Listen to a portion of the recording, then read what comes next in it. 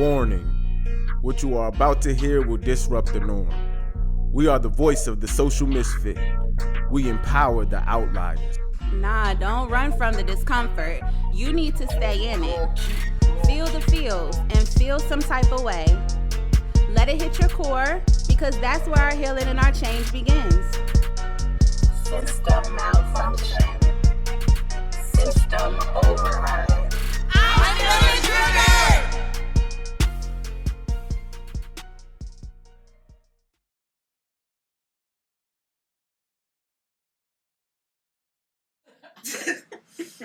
Hey, we always have soft starts. That's All what right. happens. We always have soft starts. Just kidding. We're starting for real this time. All right. Hey, you guys, welcome to Feeling Triggered Podcast with your girl, Lauren. And I go by the name of Jarrell the Griot. So you guys know with Feeling Triggered Podcast, we're going to say some things that hopefully make you feel some type of way. And we're shifting towards entrepreneurship now. And we wanted to do something really special. Really special. We invited our Booskies. Hey, boo. Hey. Hey, Hubs. What up, though? So we're going to have them introduce themselves to you, and then we're going to ask questions and have a conversation about entrepreneurship and relationships. So, who going to start it off? I'll start off. Hello.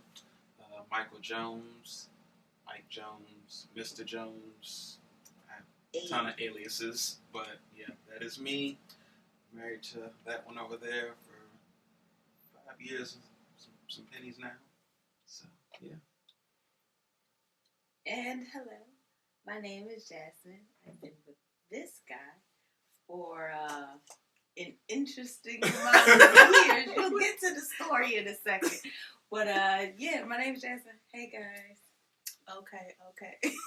I'm actually excited to hear y'all's origin story. Yes, so we're going to start off with our Feel the Feel segment, focusing on their origin story and me and Mike's origin story, talking about how you met, how long, where you at now. But I think we're going to hear from each of us because there's two sides to the story. Right. Somewhere in the middle two is the sides, truth. And then there's the right Right. way. So we're going to hear both, and then we're going to make everything. a decision what's real, what's not. I don't know. Absolutely. So you want to start off, or you want me to start it, and you just correct my story as we go? Okay, I'm going to just give the simple details. Uh-oh. We got together, we originally met in 2015. We were both teachers. We met at a school, and we were both not auditioning. What's the other word? It was orientation. Orientation. Yeah, we had both got the same job, and we met in 2015. Then slowly but surely started a relationship in 2016. That's when we started, and then we kept going all the way until 2019, in like the middle of 2019. Y'all do this math. I'm not really good at math, but y'all do it. So then 2019 we split, and then we were off for like a year and some change. Mm-hmm. And then we pulled back in strong in 2021. Won't he do it? Won't he do it? Now we're back together. Those are just the 5 bullet Those points. Those were were the bullet very, points. That's the very skeleton outline. Now you can fill it in with the The details. man remembering the numbers, though. You know what I'm saying? Shout out to the men that remember the numbers. Man, listen. So as she said, we met in 2015. We were both in education at the time. I won't shout out where exactly we were working, but it was also ironically in the same place where I met Lauren originally. So actually, I'm gonna shout out. No, don't do it! Shout out to that place. Shout out to that place for not only hooking me up with Bae, but also a fine friend and business partner in Lauren. Yes. So awesome place to be. So 2015. We came in, and she be skipping over some plot points. Go. So give us the tea. So first of all, when she met me in 2015, I actually currently had a girlfriend at the time. Uh-oh. Okay, so we had orientation. Now, mind you, of course, it's education, so there are very few black men, very few men in general. So of course, I was the only male at the orientation. Following the orientation with the lunch, we were sitting across from each other at Chevy's in Brandywine, and she just kept giving me this little look like, We were sitting across each other. She kept giving me this little look, like, I see you seeing me, right? Then we ended up ordering the exact same thing and making the same adjustments to it, like, oh, can you take out the peppers? And I'm like, you know what? I'm going to have the exact same thing. So from that point, it was like, all right, what's going on? So, but real quick, before you keep going, everything else was pretty accurate, but the eye contact thing, it was him. He was starting it. And like I noticed that he was looking at me for like 3 seconds. I said too you long noticed. I noticed you noticed. For it to be but friendly, you noticed like. But you see first. You locking eyes with me. I see so you. See that's me. the only thing I want to correct. Keep going. So then moving forward, the irony comes in the fact that our classrooms are literally right next to each other. And I can hear his voice through the wall. And I'm a pretty loud individual, especially I have a boisterous voice when I'm teaching. So I'm teaching, and then she's sitting on the other side of the wall listening and being totally, totally in awe with this. You know what I'm saying? That's so cute. That went on for a while, and then eventually, like I said, 2016, I was, of course, no longer in a relationship. And ironically, one day she was just like, "Hey, so word on the street is you single now?" And I was like, "You said that first? Energy. I think I did. Energy. Okay. Energy. But it was real, like, friendly. Yeah, now, hey. Yeah, play so I heard. Yeah, play. You know what I'm saying? So then, after that, we slowly but surely started to build a relationship. And then, as she said, we got to 2019 and hit a little rough patch. I feel like, and I'm gonna say this as a kudos to Propel Productions. This is all prior to me coming into myself I won't consider myself a mental health professional. That's my partner. But I've been very heavily exposed to a lot of mental health, issues, conversations, stigmas, all of that good stuff. So in that development, it made me see a lot of the error of my ways personally in our split in 2019. So I definitely commend Propel Productions for allowing me to grow as a person, not only professionally but personally. So just one shout out to that. Shout out to Propel. So then we both had to go through our own growing pains and all that good stuff. But then I say it was God, because literally I text her out of random one day in January, and she's like, and I kind of making small talk, and she's like, what's up? Like, after the all small talk, how's everything going? What you been up to, blah, blah, blah. And she's like, really so what's really good? Like, why are you on my phone? And I a bit of emotional integrity. I had to go, to be completely honest. I don't know. I was just led to reach out to you, and that was it. That's all I can give you at this point. And she was like, I respect that honesty, blah, blah, blah. So we talked, then eventually linked up, and we've pretty much been inseparable ever since. Yeah. Hopefully it stays that way. And the whole part about it is that the date that we actually realized that we were like kind of recommitting, it was the exact date of our first time being together. So we got the same anniversary date. It was just like cool, but it was a whole year and a half.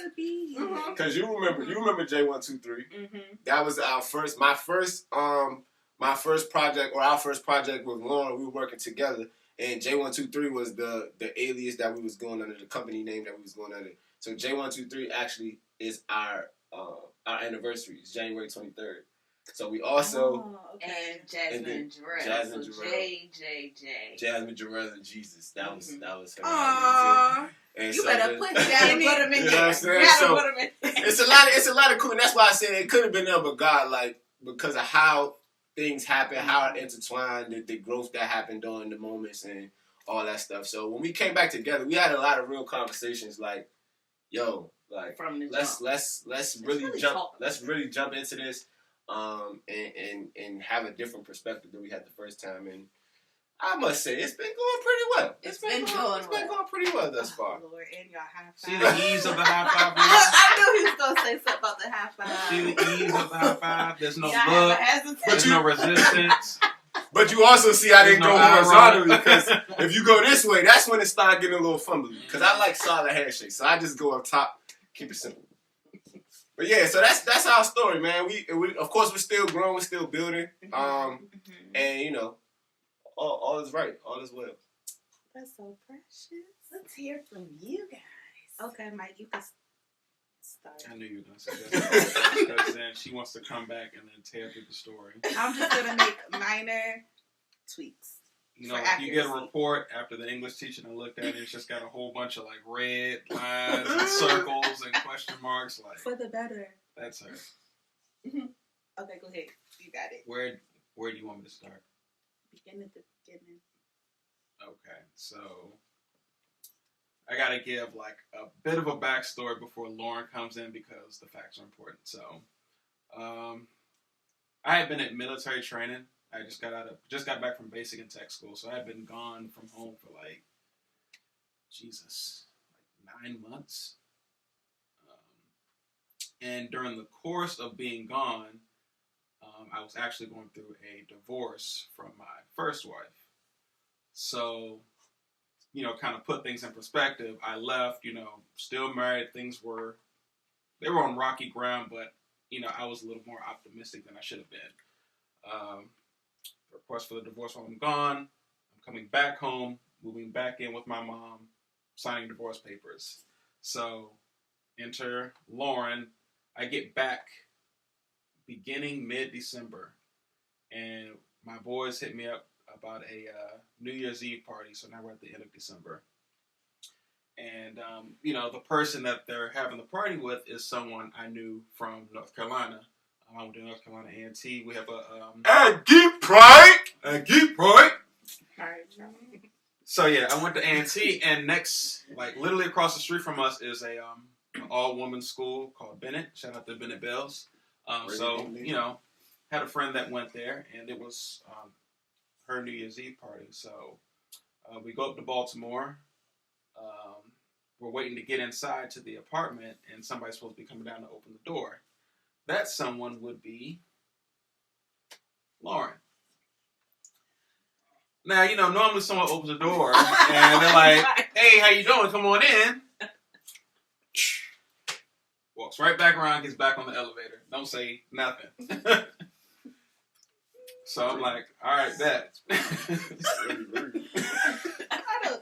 I don't remember exactly like that. But. So, she opens the door. She lets us in. You know, it was kind of like a hi, and, you know, that was really about it. So we get on the elevator. We go up there. Go into the room. You know, we're talking, socializing, drinking. This one is sitting in a chair at the bar stool on her laptop, not talking to anybody. Like, that is facts. Very at antisocial. A New Year's Eve party, that is facts. So we're at a New Year's Eve party, and she's working.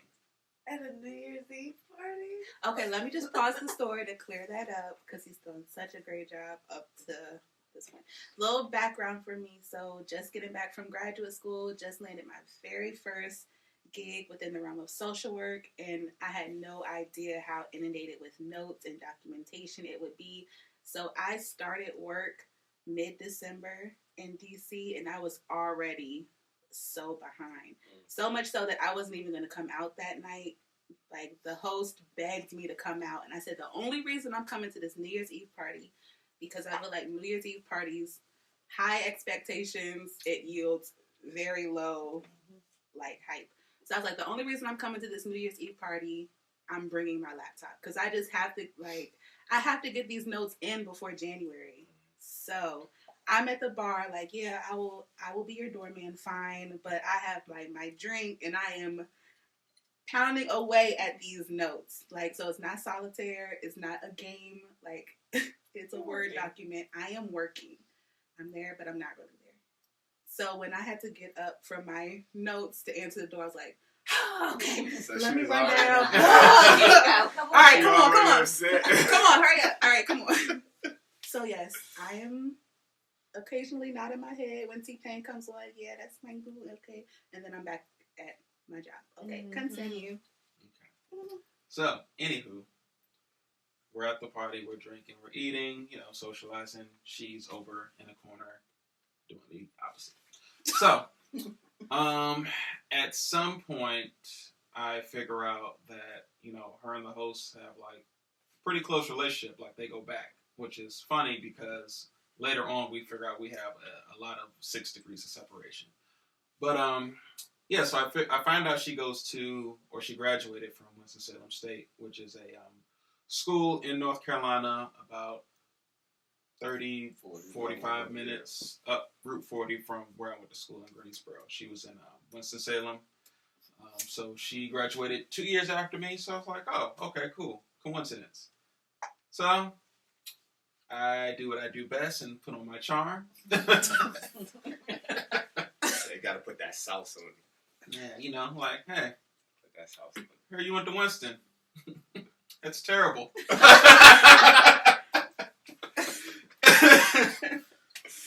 For all of my Aggies and stuff out there, y'all already know what it is. Yeah, you know. The disrespect. Y'all already know. If you didn't go to T, did you really go to school? Disrespect. In North Carolina specifically. Right. Did you I really went go to to the school? illustrious Mississippi State University, and I will do it again in a heartbeat. Mm-hmm.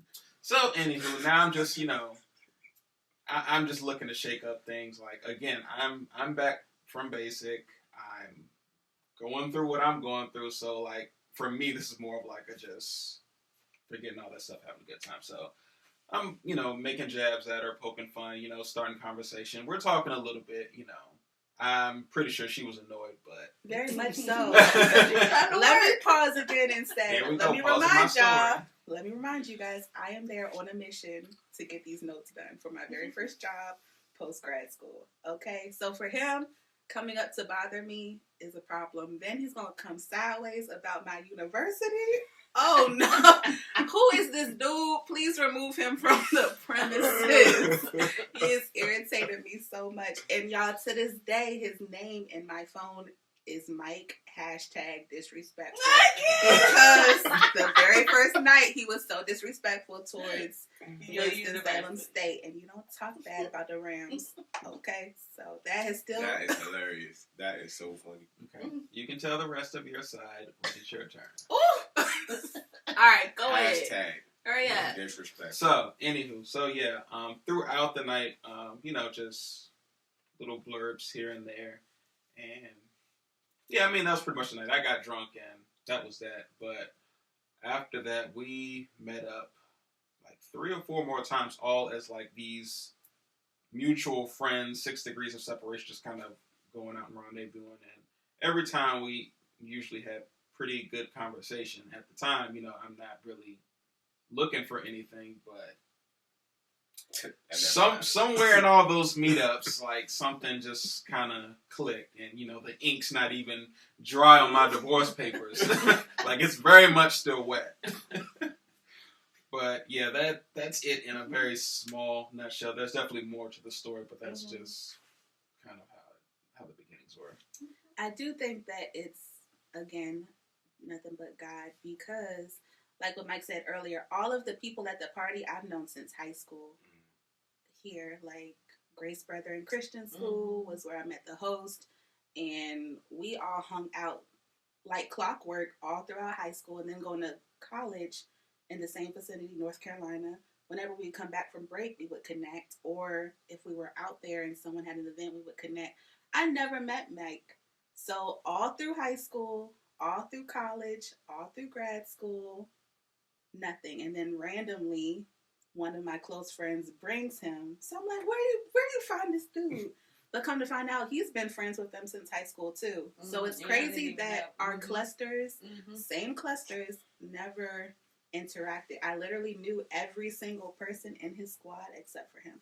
But thinking back, it's a good thing, because if I met him in college or high school, it would not have worked. Nah, it happened the way it was supposed to. No, I would have. I'd be like, nah, he ain't. That was a panda bear. What they call it, trash panda? That was me.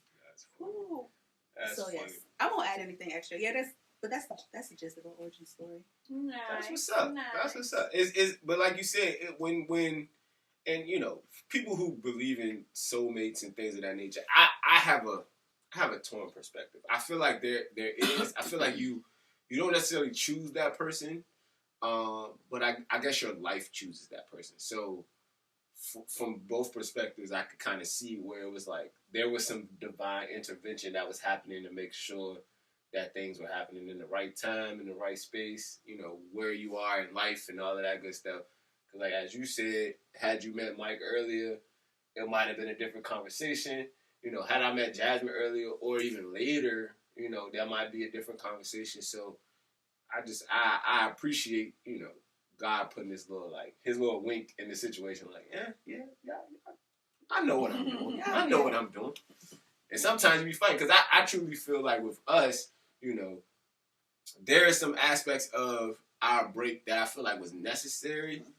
But I feel like it was also a circumstance where it was just a choice of we're breaking up instead of, you know, doing the same work that we were trying to do, that we should have been doing within the relationship, having to be alone to do so, or doing so prior to getting in the relationship. Either way, but you know, everything happens for a reason. I think that's what each of these stories have strong testament to.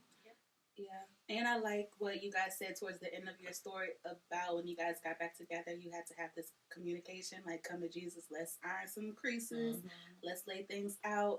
And I think that that's so important because prior to being in a relationship with Mike, a lot of the relationships that I was in, it was not very open as far as communicating needs or wants or areas of challenges. It was very much so I'm in this closeted, like, as far as my emotions, my thoughts, my feelings are kind of closeted, and I present a certain way within the relationship, but that's not my whole authentic self. That's just aspects of self. But I will say, being in a relationship with Mike, communication has been like chef's kiss, like really good. Yeah. Like model. I feel like we could write a book.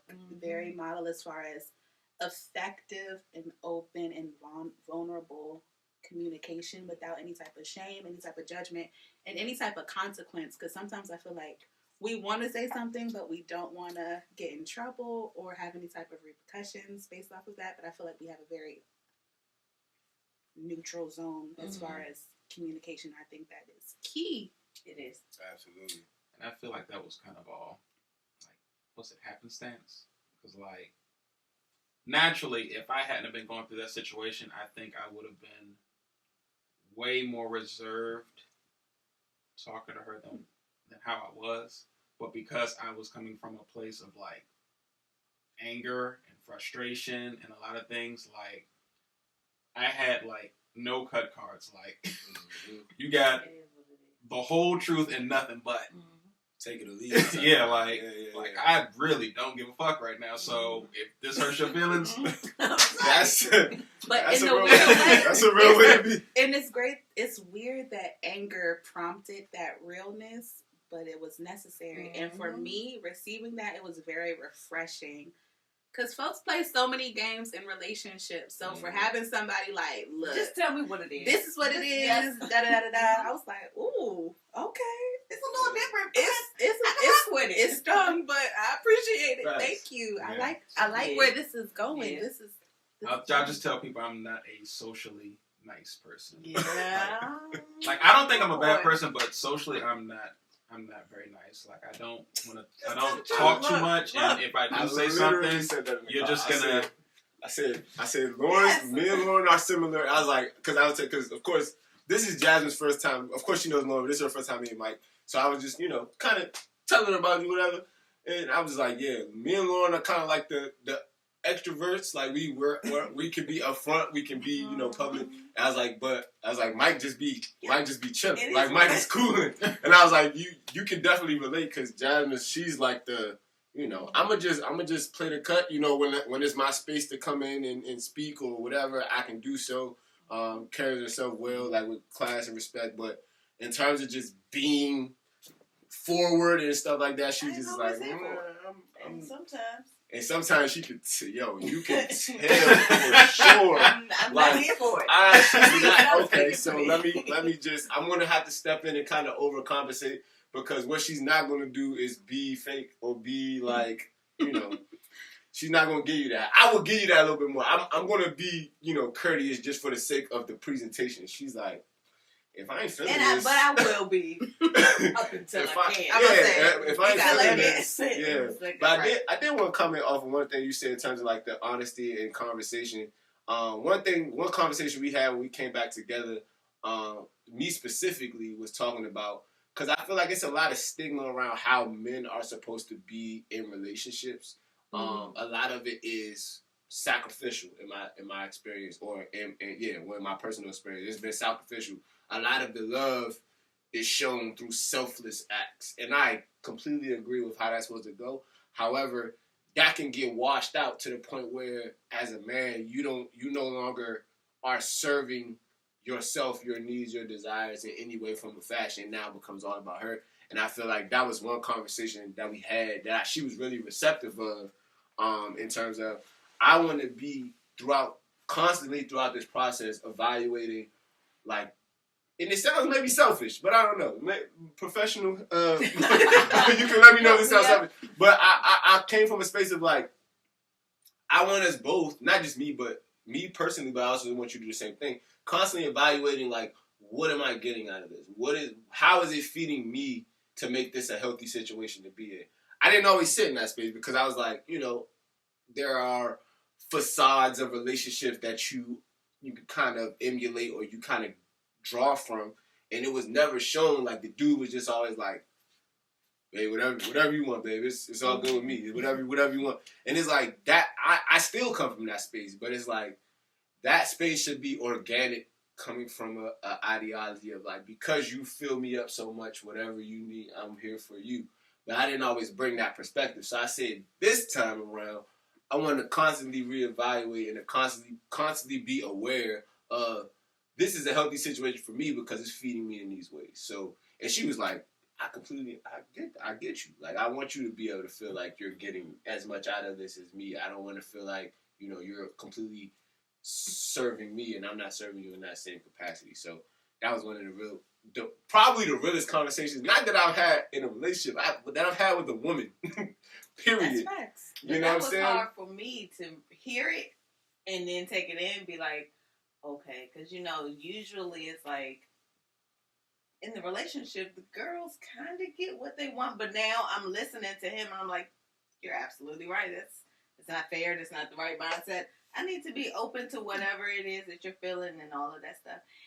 So it took work, but I think I'm doing a good job now. But just being open to receive and not feeling any way, but actually listening to what he's saying and like, okay, you feel this way. I understand that you feel this way. How can I do whatever I got to do to make you not feel this way? And then sometimes it might be just him doing his own work. And in those cases, yeah, it is him doing his work, but then I'm here by his side to support you because I know what the goal is or whatever it is that we're trying to do. So then I just support him. But it's getting better. It's a step at a time. I like that. It's really hard to occupy space simultaneously where you are that listening, empathetic, supportive person, but they're saying things about what you're doing. I got something to say too, though. So it's hard to settle one and be receptive of the other and realize that. But yeah, you want to go into our... Yes, that was good, because we could have stayed talking about that forever and ever and ever. Okay, so the whole reason why Jarrell and I invited our significant others is because we want to talk about entrepreneurship, which is kind of what Feeling Trigger is shifting towards, but specifically how entrepreneurship impacts intimate partner relationships, how relationships impact our entrepreneurial journey, the good, bad, the ugly, the bumpiness of the road, the eye rolls, the late nights, the canceled or rescheduled stuff. So I want to get into that. Absolutely. I want to ask you guys, what is the hardest part about dating an entrepreneur or dating while being an entrepreneur? So when you're answering, you can say a little bit about how you're occupying this entrepreneurial space and then answer what's the hardest thing about it. So I want to jump out there first because I feel like we kind of had a conversation about this. And it kind of also, I was hearing the conversation about your parents when we were having an agro meeting. So first of all, for those of y'all who don't know, I'm Jarrell the Griot. I am the owner and founder of the Griotsphere Productions, which is a production company where we provide media services as well as technical skill development, educational programs, social justice programs, mental health awareness programs. Feeling Triggered is produced by the Griotsphere. Shout out. So that is, and that's a space that I kind of just started occupying. Like I said, I've been working with Lauren as just a contractor, quote unquote, for a couple of years. But this year was when I first stepped into my own space and created my business. And it's going pretty well. We got a lot of cool things that are coming up and that are currently happening. So that's amazing, awesome. My beautiful significant other, she is also an entrepreneur. Go ahead. I'll let you All right. give it. So I am the business owner of All in One Voice, and it is a company. It's a company. It's a company for singers, for vocals. We specialize in vocal education and vocal training.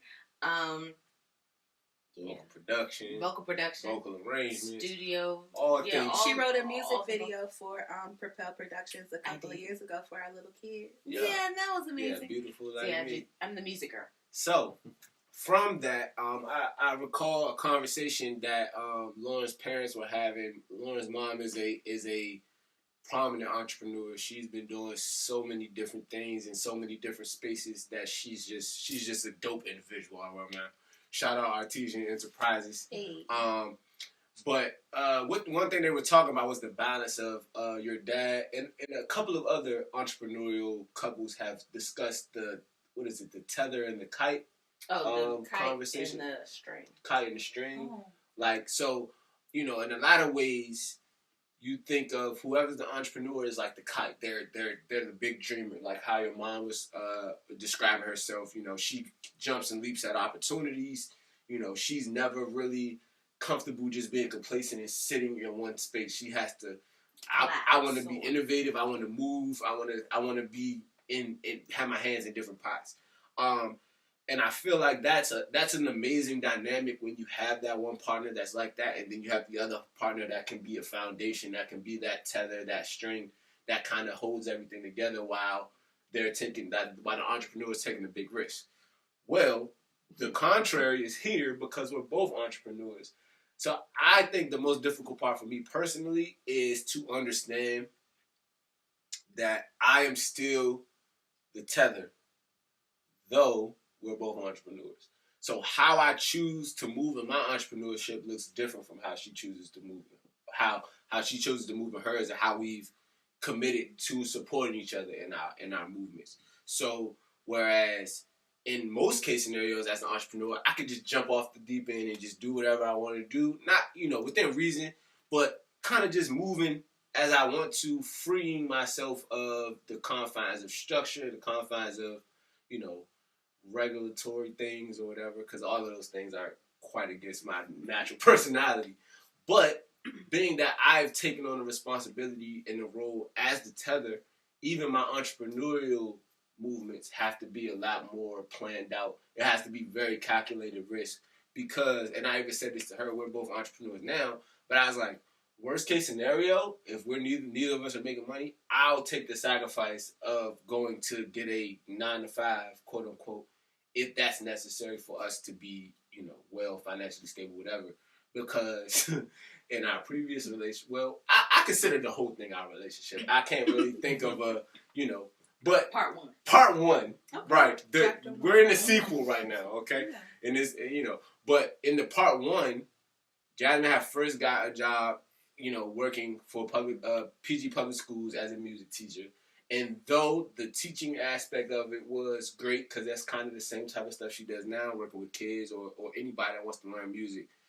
But it was all of the other stuff, the politics and now with PG you got all the IEPs and all the different political things that you have to deal with in that regulatory space. Watching her be miserable in that space was like heartbreaking. So it's like, if all else fails, if both of our businesses plummet, Lord forbid, that I'll be the person that takes the sacrifice because I know I can do it without it completely damaging my mental health. Like, so. All the feels. So being in that space of it's difficult being in that space of understanding, like, I want to be an entrepreneur. I want to take risks because, you know, me leaving my job as a teacher to go to being a program coordinator, to leaving both of those jobs within the past 8 months, right? So I went from teaching in the elementary school to program coordinating in digital media. Now I don't have any occupation and I'm just an entrepreneur and I have my own business, all of that. But making sure that at the very end of the day, I'm still lending a foundation. I'm still building a foundation. I'm still the source of stability for us. You know what I'm saying? We're not married yet, but having the... See, I knew she was going to respond. We're not married yet, you're not married yet. But having the ideology kind of already played out, you know what I'm saying, planning out how this is supposed to look, I took on the tether role, and it's like that adds to difficulty because it's just like, how do you do both? How do you... Okay, let me hear from another tether. Yeah, absolutely. I saw you nodding your head when he gave the kite tether analogy. Yeah, I was agreeing. Good one. Mm-hmm. So you can answer the question next about what's the hardest thing about dating and entrepreneurship or relationships and entrepreneurship. The hardest thing? Hardest, challenging. I don't know if anything is like hard or challenging, and I think for me, my perspective is going to be different because I'm not an entrepreneur. Like, that's not who I am as a person, and that's fine. Mm-hmm. Like, I'm okay with that. So for me, like, just knowing how you are and your spirit, like, you're an entrepreneur first. Like, no matter if you started working a 9 to 5 tomorrow, like, you're gonna at some point make some space for Propel and do something with that. So, like, that's just you by nature. Whereas for me, it's like, okay, you know, this is what Lauren does. You know, she may bring in money 1 month, and maybe the next month there's nothing. I'm going to work. Mm-hmm. Like, that's not changing. Like, I've always worked. Like, I think at my busiest, was it 3 jobs I had at one time? So, like, I'm always going to work. I'm always going to make sure, if nothing else, the rent or the mortgage is paid. Like, we got somewhere to live. This mortgage is getting paid. Mm-hmm. So, like, that's always my mindset. Okay, how much money do I need to make mortgage? And whatever happens with her and Propel, whether she brings in $5,000 or $10, we're good. Mm-hmm. So, like, that's always been my position. That's always how I've looked at it. And there's nothing frustrating about that because I know as an entrepreneur, everything's month to month or week to week. So, I would probably say the only thing that even, I wouldn't even say frustrates, but just like, I don't know. It's like if I feel like she's doing too much, which she's always doing too much. So I constantly have to tell her, you're doing too much. Like, always, you're doing too much. Or, you know, like, we'll go out. Like, I'm really good at impromptu dates. And, like, you know, we'll go out. She's like, oh, I need to stop and take this picture for Instagram. Or I need to put this on TikTok. I'm just like, I'm not even here for that. I don't care nothing about that. He's just trying to go out for a nice evening. Like, I don't need... You trying to turn this into I content? Tell her that. Like, I mean, she's hearing it now, but I'm just like, I don't care about that. That's real life. So, yeah, like, that's just how it is. And it's funny because our relationship mirrors her parents, like, I was down to say that. to the T. It's scary. It is scary. Like, if you look at her parents and just go back 20 years, like, you'd probably just be looking at us. Because he said literally the words that you used literally were the exact same thing that her dad said when we were at the agro meeting. He was like, you know, she's out there doing her thing, and whatever she's doing, I'm proud of her, I'm supporting her, but at the end of the day, I'm gonna work. I'm gonna support my family. I'm gonna, like, So it was the literal, that was like deja vu almost. That was crazy. That's crazy. It's weird when you end up in a relationship just like your parents.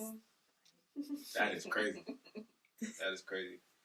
I will say that for me, the challenging thing as an entrepreneur in a relationship would be where my time, energy, and resources are allotted from week to week. Because like what Mike said, I do a lot, and I am trying to be a little bit more mindful about setting boundaries within myself. Since I don't have a traditional 9 to 5, and I can't say, 5 o'clock, I'm done.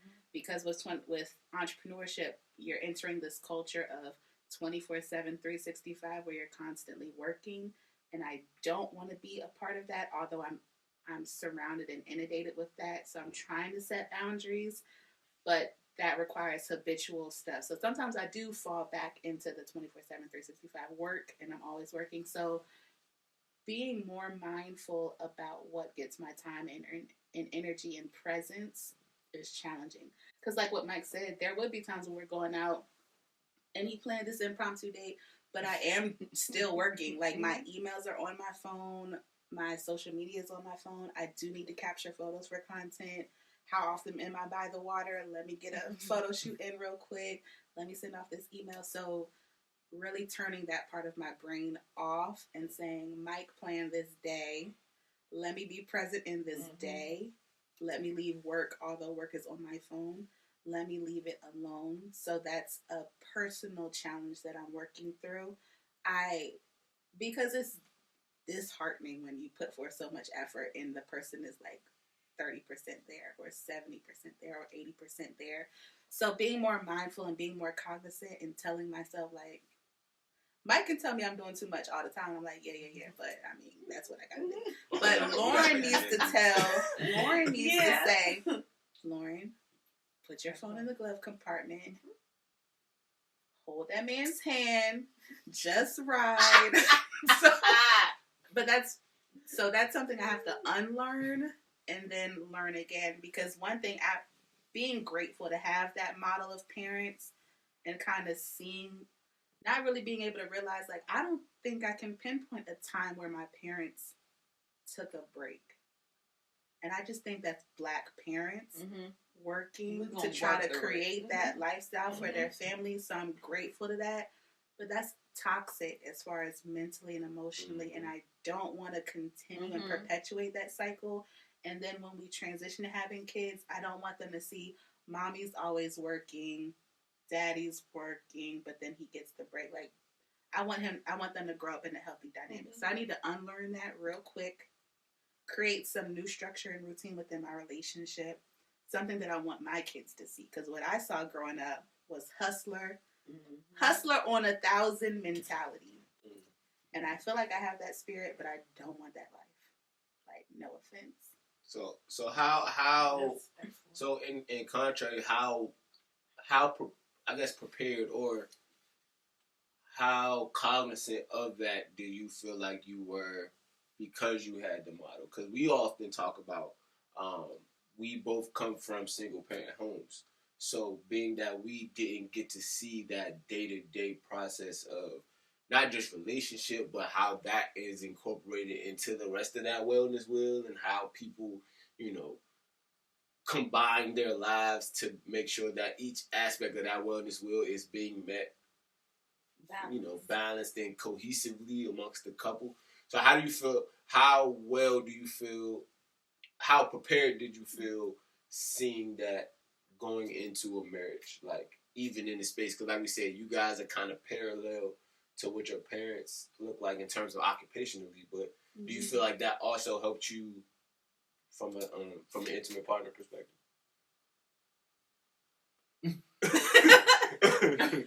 For me, Mike, you have the answer.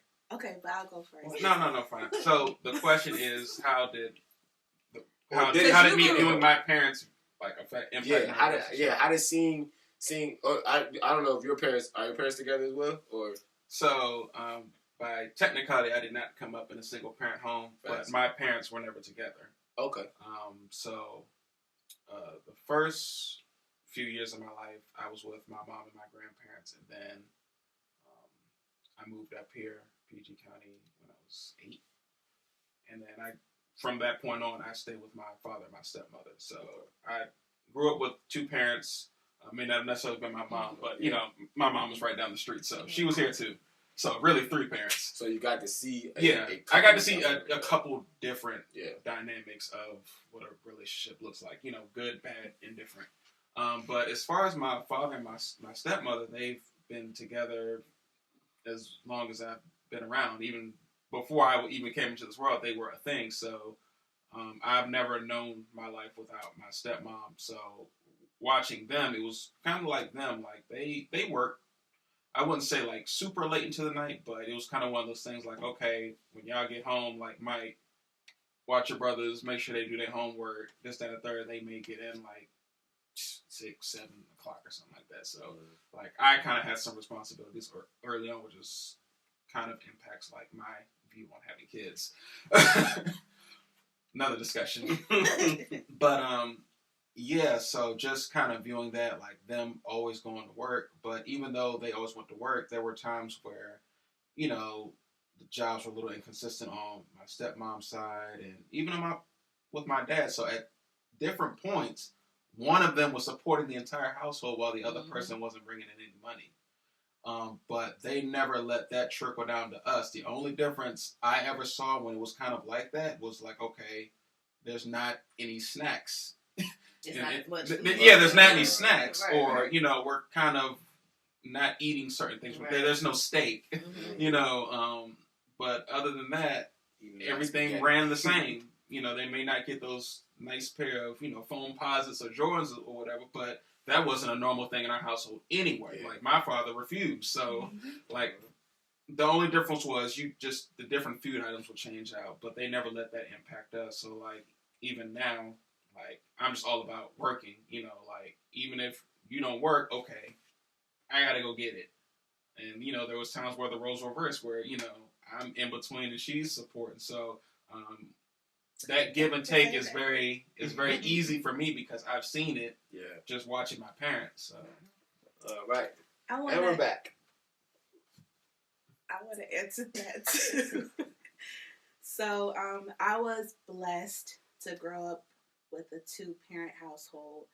That's not the norm, and I want to be aware of my privilege, and I'm very grateful for that. So I did get to see both parents very actively working. Although before my mom started her entrepreneurial journey, she worked for the CIA. My dad would do teaching or do security or security and teaching. So I don't think I've ever seen either of them nap before. As soon as they got home, they would move into yard work or housework.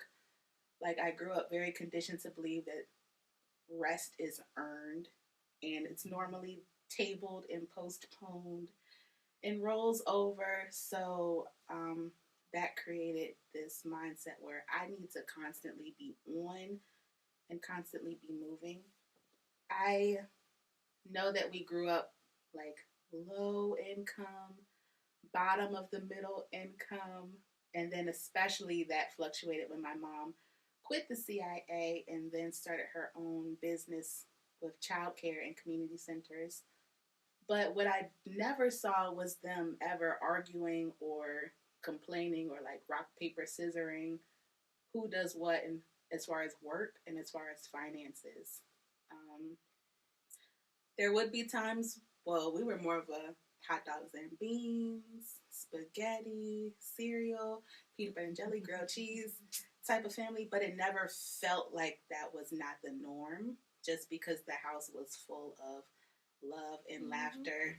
My dad would work nights, so sometimes I wouldn't really see them, but I don't think I ever really felt the weight of my mom leaping from the CIA into this world of entrepreneurship and my dad being the anchor as far as financing that. And then at one point, they both were doing a community center during the summer, and then my dad would go back to teaching during the school year. So I definitely developed this, like, it takes a village. I'm going to need a squad. I need a team. I saw the balance between one person being a leaper and one person being an anchor.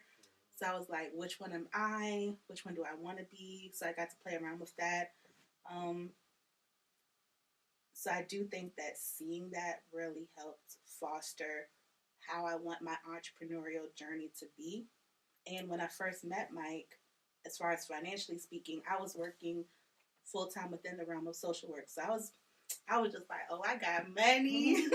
I'm bringing in money. I'm bringing in coins. I got my own apartment. And I really didn't think that I was able or I was going to be in a position to leap from that. Because when we first started dating, Mike already shared that he was kind of restarting, but I was already kind of establishing myself within the career. So I do appreciate our take turns approach, because I was solid as far as working consistently, getting money. I might have a contract on the side. I might be working on Propel during the summer, but I still had a mainstay job, while Mike got to find himself and figure out, let me put my feelers out. Let me go to these different interviews. Let me find my job. Do I like this job? Let me try a different job. Do I like this job? But I provided that stability.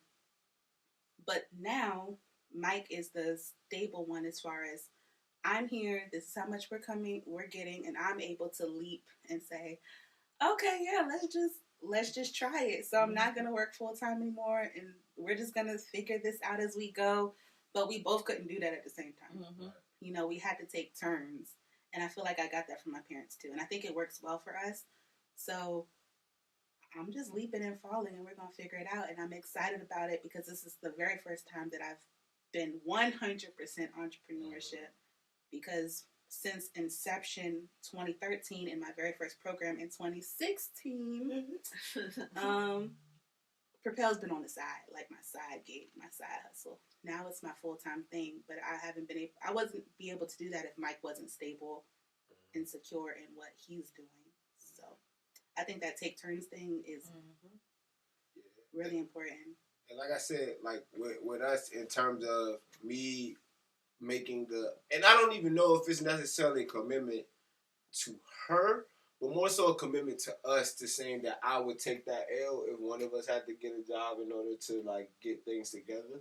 I've been fortunate enough in my first couple of months of business to have some pretty solid income coming in that is still paying the bills and all that stuff. And I feel like, you know, like I said, everything is divine placement, because I feel like that gave me the confidence to say, because how I guess even in terms of business structure, how we make money is different. She's more a single client base in most case scenarios. You know, having, you know, sessions with people, whether it be for production or whether it be for teaching, or she's actually doing right now, going and teaching kids in music. But for me, I have a lot more avenues in terms of how I can acquire, you know, financial gain in my business. So I think the divine timing that we're still in a space where we're kind of still maneuvering as financially independent. So I'm able to solidify how I make money in my business. So when it transitions into us being, you know, joint in those things, I'll already have a firm understanding, so I don't have to. Go ahead. Go. So I don't have to, cause like what is that about? You know what I'm saying? So you know, just coming from a space of, you know, I jumped in what I'm the only one taking risks right now, right? Because we're not joined financially. If I quit my job and jumped into my business, I was the only person that would be taking any losses from that. So, you know, allowing that to kind of culminate into what our subsequent marriage may look like in terms of finances, it gives me opportunity to kind of better structure it, so to say, right? No? Yes. Oh, Yes. Y'all. What's Viewers. Okay, let me talk to the viewers. Let me talk to the listeners real quick. Y'all, I've known Jarrell for some years now. Okay. So I just get all giddy when I hear Jarrell speak in future tense about his plans with his current girlfriend. So They're just being womanly. That's why I looked at Mike. I was like, Mike, what? System malfunction. System